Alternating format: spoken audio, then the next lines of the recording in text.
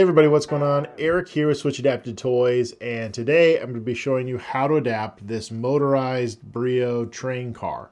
Now this is actually a knockoff version. We picked it up on Amazon. We had picked up the original Brio train car, and it really wasn't a great fit for Switch adapting. And what I mean by switch adapting, in case you've just kind of stumbled across this video, you're not sure what we do, is we're going to make this toy more accessible for kiddos with disabilities. Some kiddos might struggle to play and interact with this toy with the buttons as they're currently configured. So we're essentially going to rewire it so that you can play with the toy using a much bigger external button.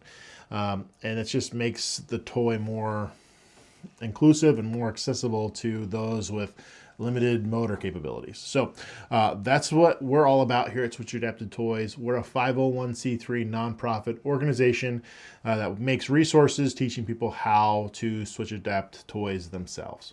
If you want to find out more about Switch Adapted Toys, you could do so on our website, www.switchtoys.org.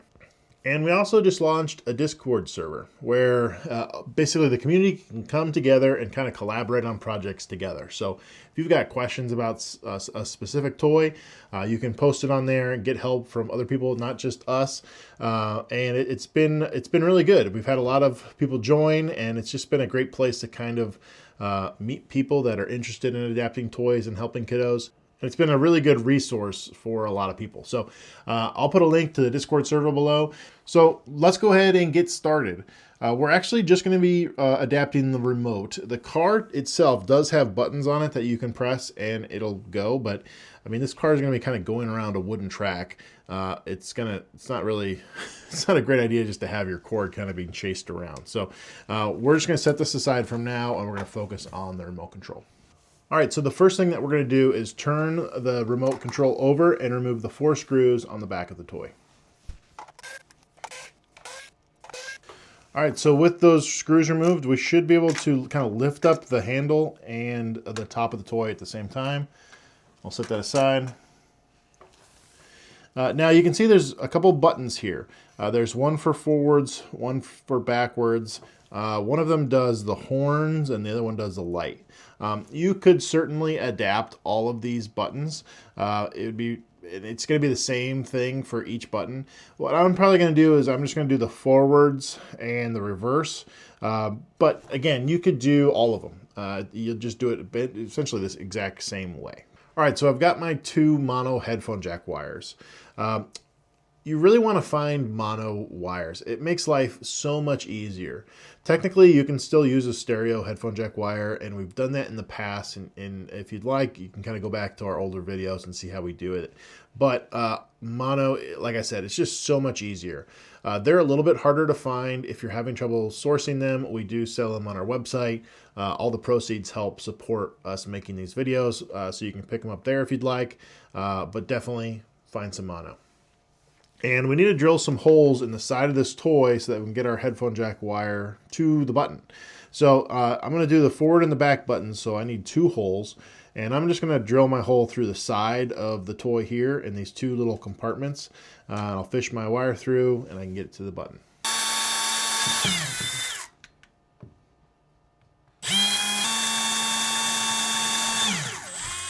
All right, so now I can fish my wires through the hole.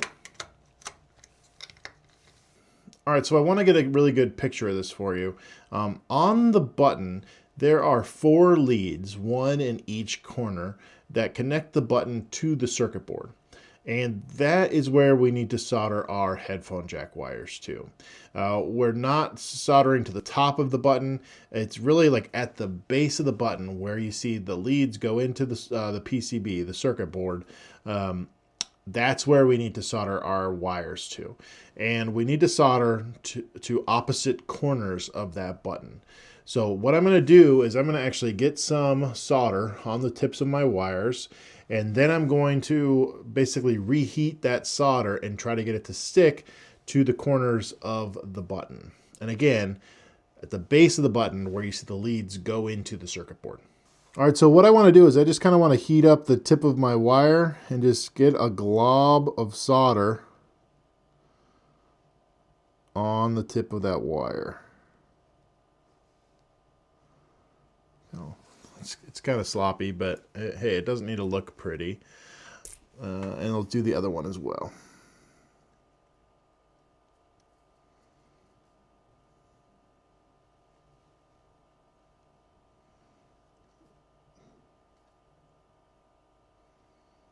Just like that. And by no means am I an expert at soldering. Actually, I don't have an engineering degree or anything. I'm just some guy who's trying to help some kiddos. So, you might be better at this than I am.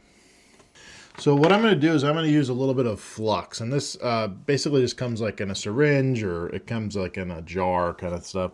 It's like more like a paste. And I'm just going to kind of put a little bit of this flux down here at the bottom.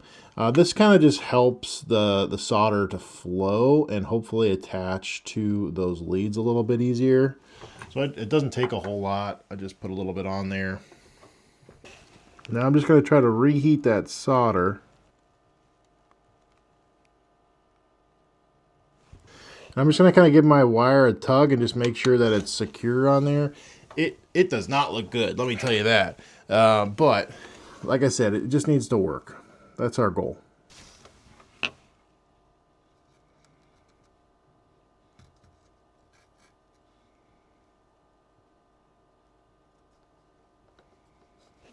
All right, so again, it doesn't look good, but it looks like it's connected. I plugged in a button, and let's test it. There we go. All right, so let's go ahead and do the other button now. I'm going to just get some solder on my wires.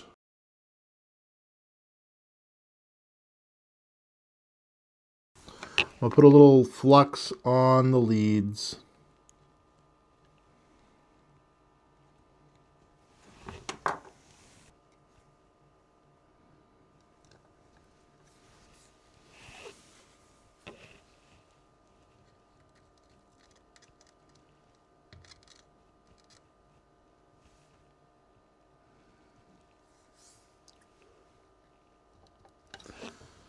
Just like that. Gave it a little tug just to make sure that it was attached well.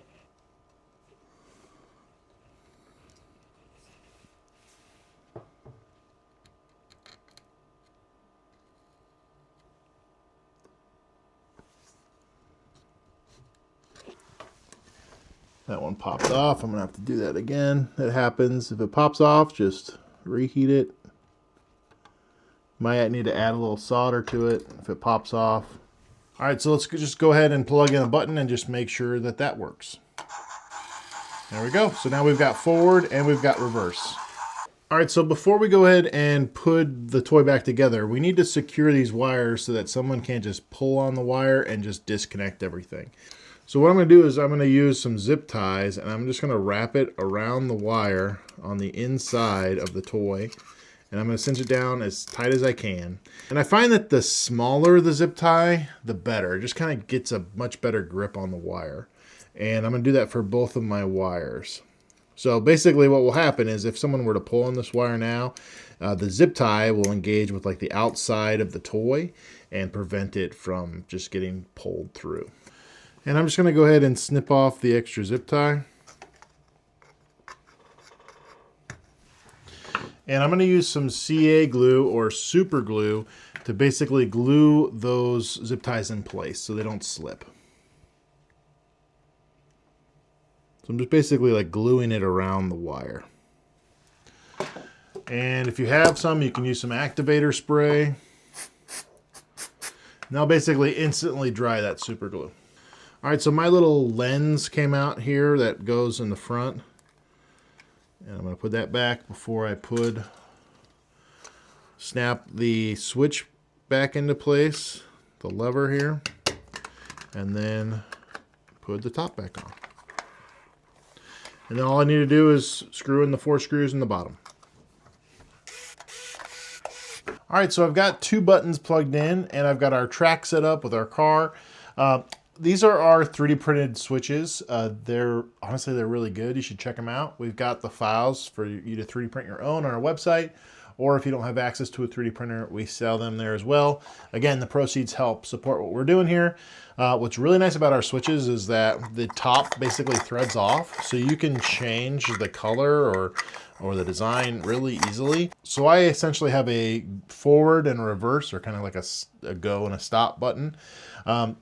Another thing to know about this toy is that the front of the remote needs to kind of be facing the train. I was kind of scratching my head thinking, oh man, this isn't working, and I just needed to point the remote at the train. So just be mindful of that. The other thing is that you have to press and hold the button down for just a few seconds for the train to start going, and then it will keep going until you press the stop button. But you do need to press and hold for just a few seconds. So let's go ahead and give it a shot.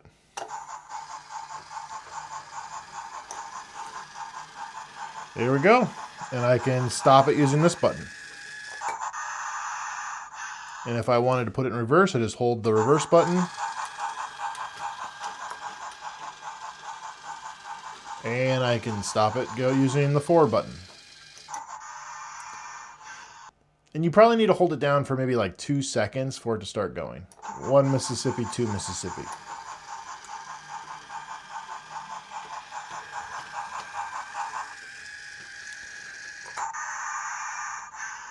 All right, so that's basically it. You know, pretty easy toy to adapt all in all. Just make sure you get this version and not the officially licensed like Brio one. That one just doesn't really work, unfortunately. If you like this video or if you found it helpful, make sure you hit the like button and hit subscribe to stay up to date on all our latest videos. We try to post pretty regularly new how-to videos, so make sure you're subscribed so that you don't miss something. And if you have questions or you come across something that you're not sure about, you can always leave it in the comments below, and we try to check those pretty regularly, and we'll try to answer any questions that you have. Another great place to check out is our Discord server to ask questions and get help and support.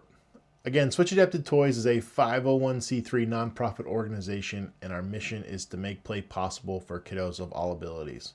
I want to take a second and say thank you to everyone who has supported Switched over the years. Without your support, we wouldn't be able to make this free resources, so we want to say thank you. It really does mean a lot to us. If you want to find out more about Switch Adapted Toys, you could do so on our website, www.switchtoys.org. There we've got all of our resources kind of in one place, all of our files to 3D print your own Switch button, all of our manuals. We've got PDF manuals there as well, access to the Discord server, kind of everything is on our website. Again, switchtoys.org. We also have a shop on there where you can pick up pre-adapted toys or supplies like the cables and switches that you might need to adapt your own toys and switches. And all the proceeds help support what we're doing. So if you need something like that, we really want to make sure that you know how to do it yourself and you feel comfortable doing it yourself. But if that's not an option for you, you can check out our store. All right, so that's pretty much it. I'm Eric with Switch Adapted Toys, and we'll see you next time. Switched Adapted Toys, making play possible.